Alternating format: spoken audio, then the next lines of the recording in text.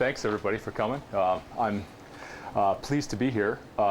This is going to be different for me in a couple different ways. Normally when I talk about technical things with charts and graphs and data. And today I'm going to talk about personal things. I'm going to be very personal and share some things that happened to me in hopes that it helps you. The second big difference for me is it's not PowerPoint. So I'm standing here and I feel kind of like I want to look back at the screen and remind myself of what I'm going to say. But so I did. Oh, sorry, lost the mic here. I've done it the old-fashioned way and actually have notes written down here, which hopefully will work out well. So why talk about stress? Pretty crowded. Yeah, it's pretty crowded, right. Well, I wanted to talk about stress because it's something that I have some experience with, and something that actually really messed me up several years ago, to the point where I was almost totally incapacitated, and something I've worked through and have some things to say, I think. And so what I want to do this morning is just share my story a little bit, tell you what happened to me,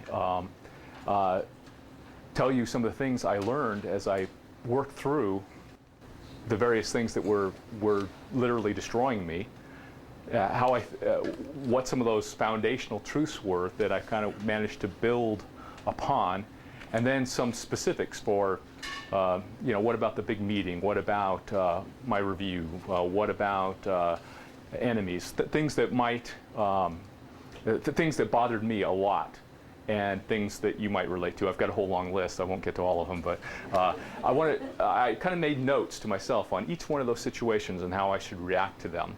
And so what I want to do is share a few of those things.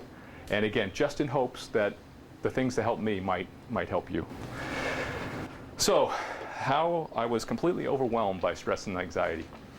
My outline point. Okay, so it was about 5 years ago. I had been named an Intel Fellow approximately a year before that.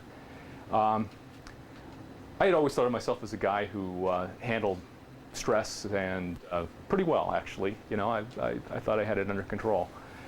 But I noticed some things starting to happen to me.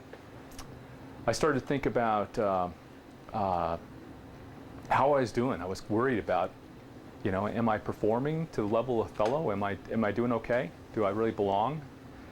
I started to worry about business conditions. Intel has a lot of competition, and what happens if that competition just overwhelms us? What about the global economy? What about business conditions in general? I was getting tired, really tired. And a weird thing was happening to me. I felt like I was getting some enemies at work, people who at least seemed like enemies. It seemed like they were trying to work at counter purposes, whatever I was trying to do. It seemed like they were trying to do the opposite thing, and just really frustrating me. I was really slow to decide and make decisions, things that used to be not too hard to make decisions about. Suddenly it became sort of paralyzed. And probably the worst thing was, or not the worst thing, but the most interesting symptom was that I just started to feel this tension in my chest, just day after day after day. It'd feel like a band of, I heard another guy describe something similar as like a band of metal that just kept getting tightened. It felt really tight in my chest. And that kept growing. And usually I could go work out or something and kind of relax a little bit, but that became less and less effective for me. And I went down to San Jose on a business trip one day and stayed overnight, and I really noticed that was bothering me a lot. And it was starting to worry me. Gosh, is there something wrong with me? The next day, that knot in my chest was still there. I flew back up here, didn't feel all that good. I said, I'll go work out. I worked out on the way home from the airport, and I was doing some exercise machine. I was just tired, and I just got off of it after about 10 minutes. And the chest tension was still there. It was really bothering me. And that night I went to bed and woke up, and I just felt really bad, and this big chest tension was there, and sweaty and all that kind of stuff. And I was talking to my wife, and I thought, maybe I should call a doctor. And I called the hospital, and they said, well, you should come right now, and don't drive. That's what they said, which made me feel, yeah, made me feel very relaxed to hear that. And actually, so an ambulance came, and checked me out. Said, well, looks like you're okay, but we'll take you to the hospital. And I got there, and they really didn't say very much, other than they said, you're obviously stirred up, and there's nothing wrong with your heart or anything, which is kind of chest tension, all that kind of stuff. And I was just exhausted, and so I took the next day off. But the week after that, went back to work, and sort of at random times, I start to freak out.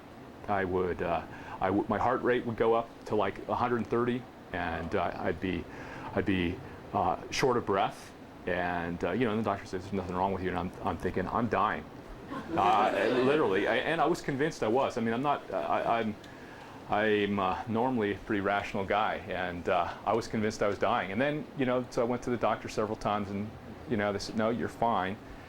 And but I said, well, maybe it's some sort of tumor in my chest. Maybe it's my heart. Maybe it's something else. And then one day my face went numb. Just weird things were happening to me.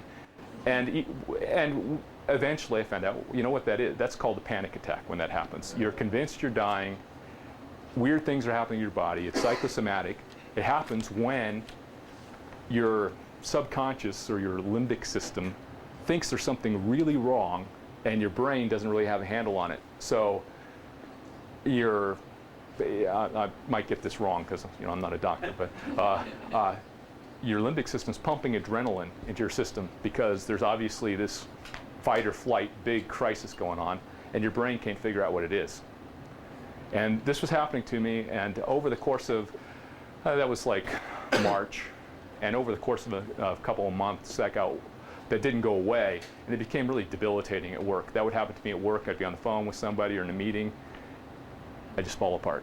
And afterward, I'd be so drained. That would last for half an hour or so, and then I'd have to go home. So finally, it got to the point where I felt like I had to take a medical leave of absence, and I did. And during that time, I did a lot of reading, went to see a counselor, went to see a psychologist, went to see a bunch of different doctors again to make sure I wasn't, something wasn't physically the root of this. And basically, through all that, I think, there were some principles that came out to me, or some foundational truths about dealing with stress and anxiety, and that's kind of what I wanted to start with, was those foundational truths. But I wanted to let you know how it happened to me, why I had to think about it. These weren't just some things I thought, oh, I'm going to talk about stress, and isn't it great? This is something I've lived through, and actually, a couple things during that time too. I was going through all this, and I was wondering, am I ever going to be able to go back to Intel at all? Or anywhere, for that matter. Will I be able to handle, because the slightest thing, I'd go to a movie and that would like freak me out, be too much stimuli. And it was hard for my family, my kids, my wife, because she didn't know what was happening to me, is there going to be the same Rick again? So if you're taking notes, that's under don't do this, don't get, don't get in that situation. Okay, so, a little more about me, and then, because I have to explain a couple more things for context. So in high school, I was the first guy who had a calculator on my belt. Okay. So that clues you a little bit, gives you a little context about me. So I wasn't real popular.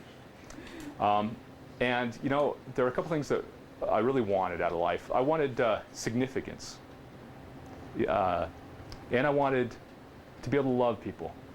I had friends, but I'd say we mostly hung out together and insulted each other. Like teenage boys might do. But I thought, I want more than that. I want to really love people. But I didn't really know how. So that bothered me a lot. I believed in God, but I didn't really know what God wanted from me, or if there was any what to do. And during high school and college, I kind of figured some of those things out, kind of had a spiritual awakening in my life, and figured some of that out. Now, I'm sure you're asking now, okay, so what does that have to do with managing stress and anxiety? Why did they say that? Well, I think it has everything to do with stress and anxiety and how you manage it. The reason I say that is that I think what I think about myself, what I think about the nature of the universe, and what I think about God has tremendous amount to do with how I handle the circumstances and the situations I find myself in. And I think it has a great deal with how stressed I ultimately become. Now, during the 3 months that I took off on a medical leave of absence from Intel, as I was thinking about things, I was rethinking about a lot of things. What I thought about in high school and college, what I thought about the universe and God, kind of rethinking that through. And a couple things really became significant to me, or really became precious to me and stood out. One was, okay, I came to reaffirm my belief that God is all-powerful. Okay, and I'll get to why I think that's really important. Second thing is I reaffirmed the belief that God is loving of me personally.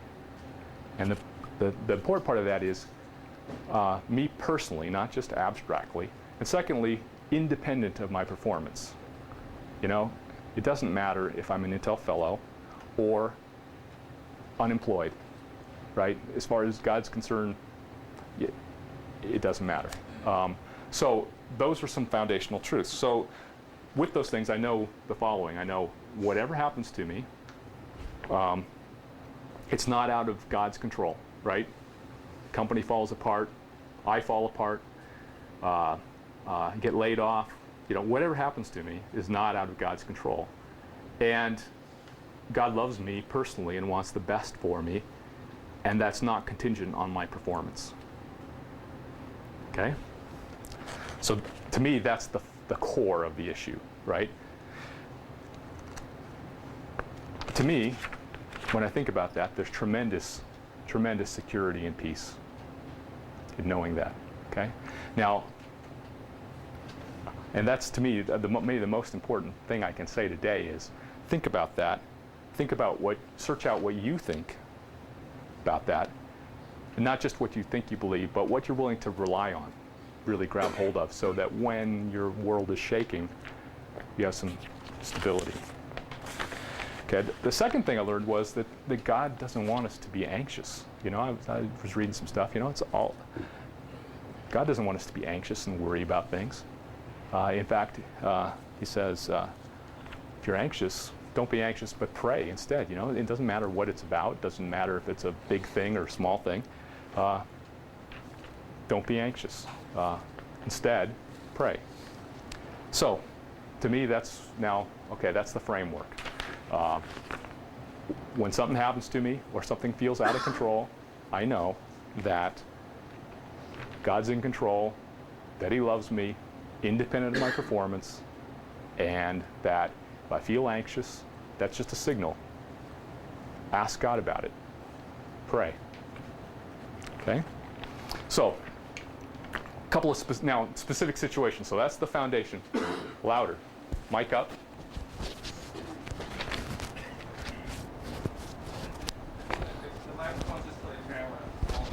Oh, so you guys are having a hard time hearing. Okay. Okay. I'm not going to repeat myself, but I want to talk about specific situations now. Some other things that you won't relate to all these, but you'll probably relate to some of them. Okay, based on that foundation. Some of the things, and these were things that caused me trouble. Expectations on myself. Okay, performance reviews. Have I sold out by working where I work? Am I a materialist and I'm doing nothing to help the world? Big meeting with some big high up guys, right, that are going to decide something that yes or no on something I'm involved in. Enemies at work, business conditions, and kind of a new one for me that's been since I've been a fellow is I'm supposed to set direction and lead, right? What if I set the wrong direction? What if I lead on a project that's a bad idea? Some of you who were here actually in my group, and we'll talk about that. Yeah. Then there are some other things that were kind of a different nature: out of control deadlines, hurry, franticness, that kind of thing. So I'm going to pick a few of my favorites, and if I don't cover your favorite of those or whatever, then we'll have Q&A, so you can ask me to bring it up. Okay, expectations on self. That was one of the main things that was bothering me, and it had a lot to do with me being a fellow. Okay, I knew other fellows, and I had a lot of respect for them. I was admiring some of their qualities. But the problem I was doing was I was admiring one quality from each, the best quality. This guy is an excellent presenter. This guy has incredible depth. This guy is incredibly broad. And this guy, it can ask questions that get right to the heart of the matter. And when I say that, I have individuals in mind. And what I was doing was compositing those people into one super fellow that there's no way in the world I could possibly, be deep, broad, good speaker, ask excellent questions, have all those things, right? So expectations on self is a big thing. Another thing, about expectations on self is this irrational belief that my value as a person depends on how much I can achieve and produce. Somehow, if I can do more, I'm a better person. And I don't think that's true. Another expectation. This is sort of has something to maybe do with Intel. There's this thing about I forget what it's called exactly. Implied responsibility or whatever. I don't need to personally solve all of Intel's problems. There's 75,000 people who work at Intel. I only need to take 1/75,000th of those problems, and maybe a little bit more because of my seniority in the company. But I don't need to address every problem personally. I need to pick just a few that I can influence and do something about, right? I don't need to match up with a composite of my peers. I wanted to mention a book. This book's called The Ragamuffin Gospel by Brennan Manning, and that talks a lot about this idea of my worth as a person is not just the sum of what I can achieve and produce. And so I would recommend this particular book. There's another one, actually, this one from Panic to Power, that is more specific to just panic attacks. If any of you suffer from that or are curious, I thought that was an interesting book. Okay, so expectations on self were a big thing for me. Another thing related to that very highly was the whole idea of promotion, of pay raises, of annual reviews. Tomorrow afternoon,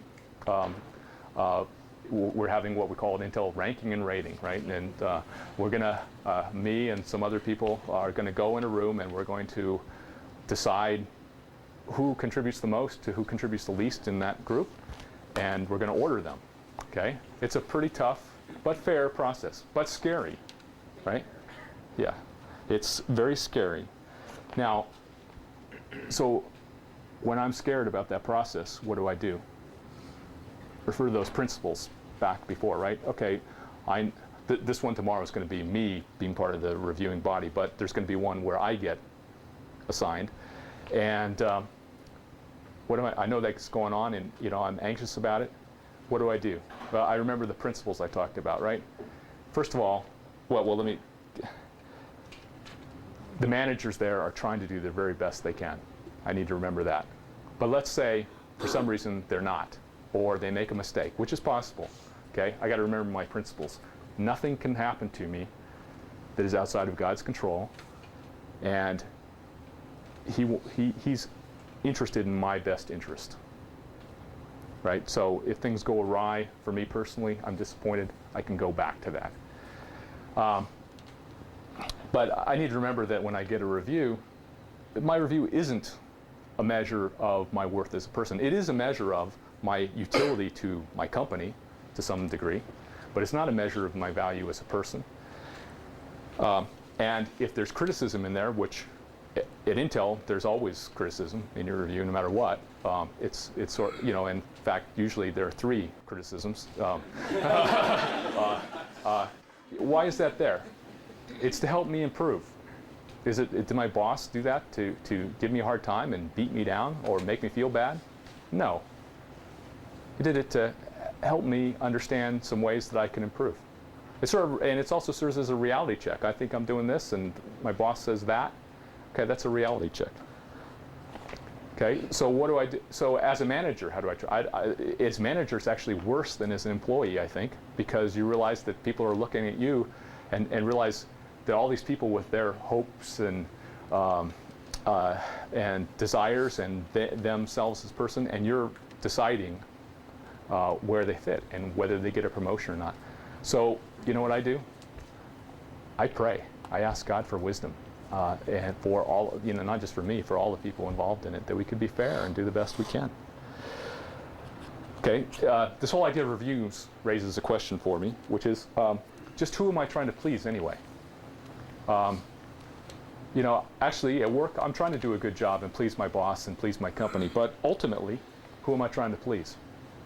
Intel or Nike or anywhere makes a great job, right? I love working there, but it makes a really lousy master, right?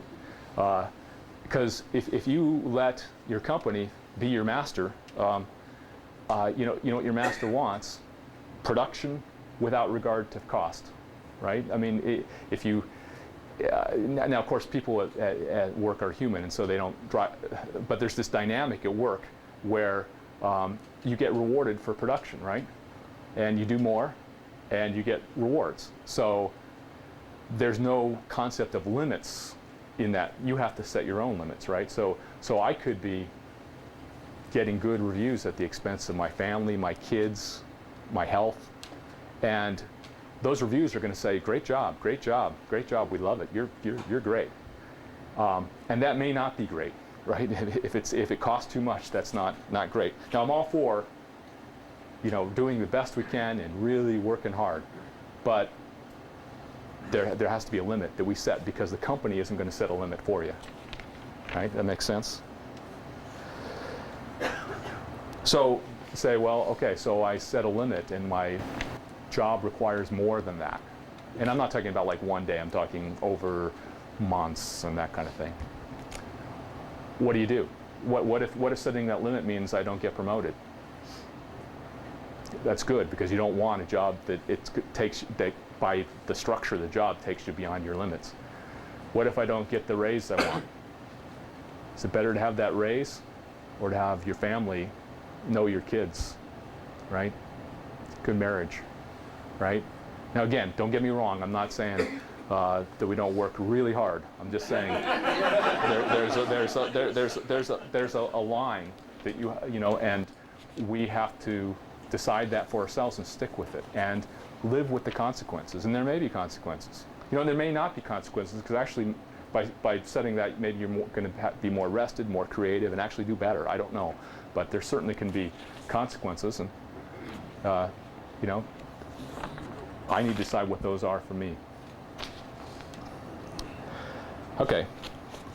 Will the direction I'm advocating work out, or will it be a bust? Okay. So some of you know I'm working on a very high risk, high reward, expensive project in Intel that lasts many years. And guess what? If you were asking me today, is it going to work? I couldn't say for sure that it will.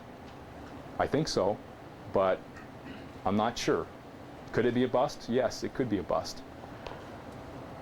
Nevertheless, I think it's the right thing for Intel to do, because it's a high risk, high reward. You have a portfolio of those kinds of projects, and it makes business sense. But I'm emotionally invested in this one, right? After we got funding, we had to go to Craig Barrett and Andy Grove to get funding for this, because of the amount of money. Came back and a guy said, "I need to show you something." I went out in the lab and he showed me something on an instrument, and we go, "Oh no, it's not going to work." A fundamental assumption was wrong. It was a black day. It was a black day for me, black day for everybody who knew that particular piece of data. Now, it turns out we put our minds to it and figure out some ways around it. But, I thought, oh God, this is a big mistake. I've just advocated a direction that a bunch of people are involved in and a bunch of money, and it's wrong. I was reading, and I found a poem or psalm in the Bible, and it said, when I said my foot is slipping, in other words, I envision this guy on a rock wall, and foot is slipping, not might slip, is slipping, your love, O Lord, supported me. When anxiety was great within me, your consolation brought joy to my soul. And I thought about that, and that really helped to, didn't make things better in the sense of we didn't instantly figure out the problem and fix it. But it helped give me emotional stability and helped me not to be anxious and realize, okay, this may not work, but if it doesn't, it's okay. I haven't been irresponsible at leading in this direction, and it was really helpful to me.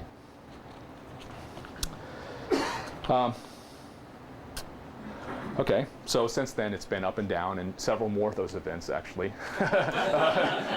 and several more recoveries, and don't know where we're going to be at. But I'll tell you, I get anxious routinely. Something comes up, and I have to go back to my principles. I have to go back to, okay, this isn't out of God's control. I'm loved. It's not contingent on my performance. Same goes for the people on the team that are involved in this. So if it all blows up, okay, I've got that assurance. Okay. Very quickly, enemies. Okay. One thing that I didn't realize, but it's kind of obvious in retrospect, when you're in a position in the company where you make decisions, people are emotionally invested in some proposals, and you decide it's the wrong thing to do, they may not like you.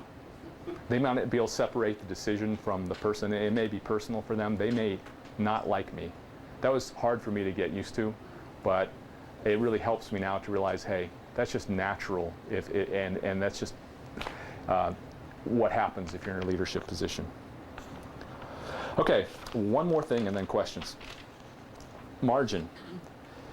One of the things, strange habits I had was I would plan my day that if all the lights were green, all of them, I would get to my next destination on time. Okay? So I'm an engineer. I like to optimize things, right? If I got somewhere a couple minutes early, that was a waste of time because that's dead time. So the object is to get somewhere right on time, exactly, and assuming everything goes right. That's not a good thing at all. And so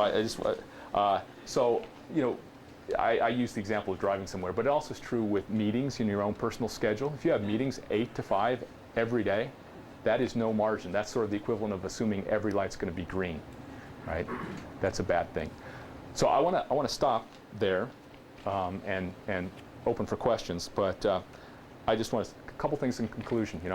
I still get stressed. Believe me, things happen. Circumstances, if anything, are more stressful for me than they were when I fell apart. But I'm just thankful that I'm doing okay. And again, I submit to you these principles I talked about in hopes that it is helpful to you. It's been helpful to me, and that's my desire that it's helpful for you. Questions? And there's a whole list of other stressful things. I even have notes. No dead plan. Yes, sir. Yeah, what are some specific things that you've done to build margins into your day? I have my administrative assistant schedule several hours a day of non-meeting time. And if something happens to go on top of that, then she moves that so that sort of my free time sort of, for the most part, remains constant. It doesn't always work, but for the most part, that's one thing. I pay a lot more attention to signs of being stressed. I was kind of ignoring them before, and Now I'm much more sensitive to, gee, my body feels pretty worked up here. You know, I'll take it easy on myself. I will decide not to do something in an evening rather than try and get something done. That's what comes to mind right now. There were probably some other things. Yes? Well, tell us about your transition if you took your 3 months off. Huh? You know, in our society, it's more accepted, like if you were out for surgery. Yes, right. Something physical, and you were gone because of, you know, stress and emotional. Well, yeah. Yeah, that's interesting. So my boss, really nice guy, he met with me for lunch a couple times during that, and you know, to be honest, he was trying to figure out whether he needed to hire a replacement or not. I mean, he was concerned for me personally, but also in the back of his mind he says, is this guy going to come back or not? People around me, I think, had some questions. I personally had some questions, to tell you the truth. And to be honest, the first 6 months or so was kind of rough because I was doing some things differently. And that caused a little bit of friction between me and my boss a couple times. It caused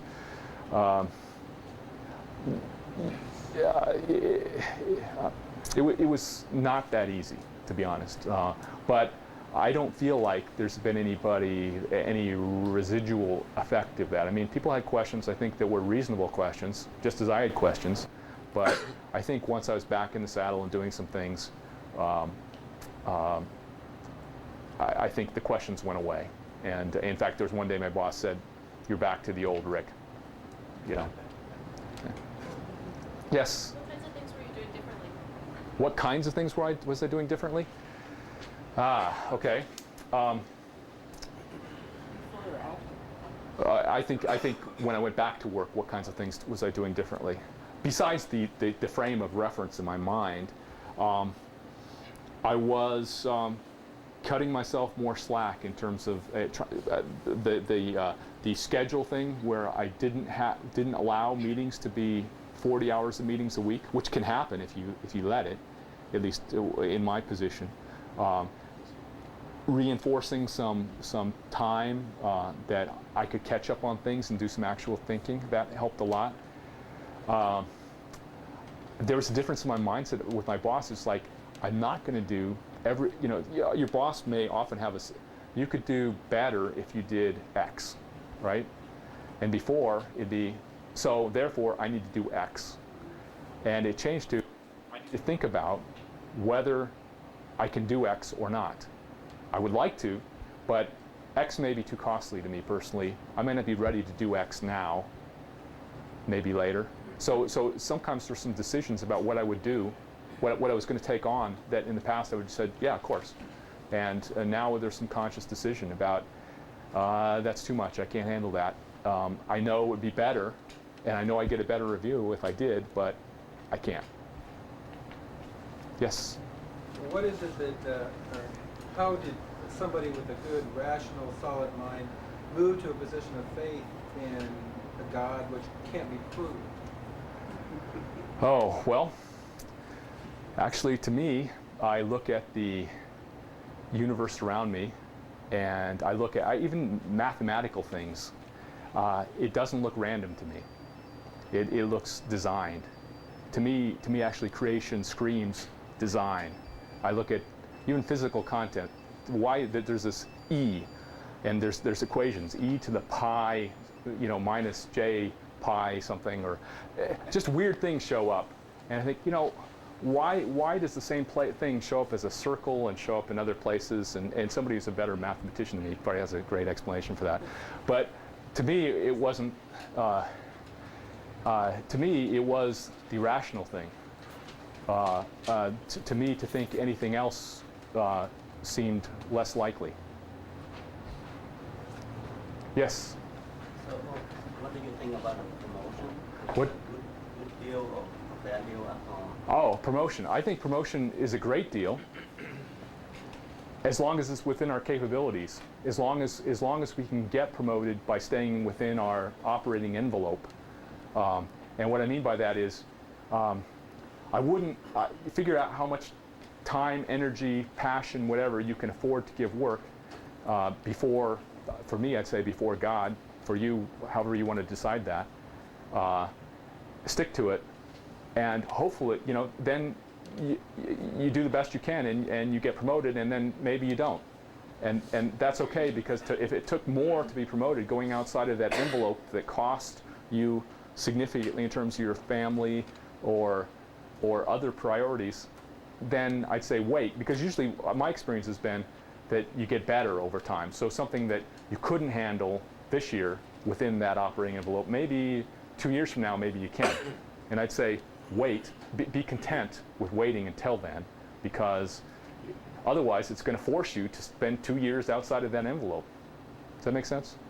So I'm all for promotion. I love to get promoted. What's that? More specific about your case. Oh, in my case? After you went. Well, one of the strange things was I got, this happened to me after I was already sort of promoted as far as I was going to be. Since it's Intel's created senior fellow, and to tell you the truth, I don't really care if I'm a senior fellow or not. Yeah, if it happens, fine. If it doesn't, fine. So for me, actually, I was never faced with that situation where thinking about it that way, honestly, because I was already there. But yes, you. In your management position, are you able to see indicators of people who are going through the same process that you were, and maybe help them Yes, find their work? yes. Actually, that's one of the most exciting things. I look back at this experience and say I wouldn't want to do it again, but I'm glad I went through it, because guess what? A lot of people struggle with the same things, and one of the most exciting things to me is people at work that I get a chance to talk with in the hall or in a room or something, and talk about managing stress and anxiety. And I know lots of people who are struggling with that, and it seems significant to me. To me, it's exciting to be able to talk about this kind of thing, as opposed to just talking about technical things. So yeah, I see that in other people, and I try and encourage them in a similar way as this morning. Just the situation. Yeah. Yes, sir. As a follow-up to that, can you talk about the process that you went through from, being in that situation to kind of deciding, I'm going to pass this on, I'm going to pass my experience? Oh, yeah, it's kind of interesting. Before all this happened, I was asked by a group at Intel, this IBCN Christian Diversity Group, to speak. And I didn't really have a topic. And from the time I was asked, then shortly after that, when all this bad stuff happened, and then when I came back to work, I had my topic. And in fact, just within a month of coming back to work, I gave a earlier version of this talk, which was sort of a highlight for me, because it was sort of like, okay, I haven't got this all figured out, but I've got my feet on the ground, and we've got some stability, and people were interested. Yeah. I'd like to ask about the role of the family. Do it yourself, or you involve them in that? Oh, What was this? I tried to involve them in it, but to be honest, I was not very functional. So I think it was probably the hardest time of our marriage for my wife, for sure.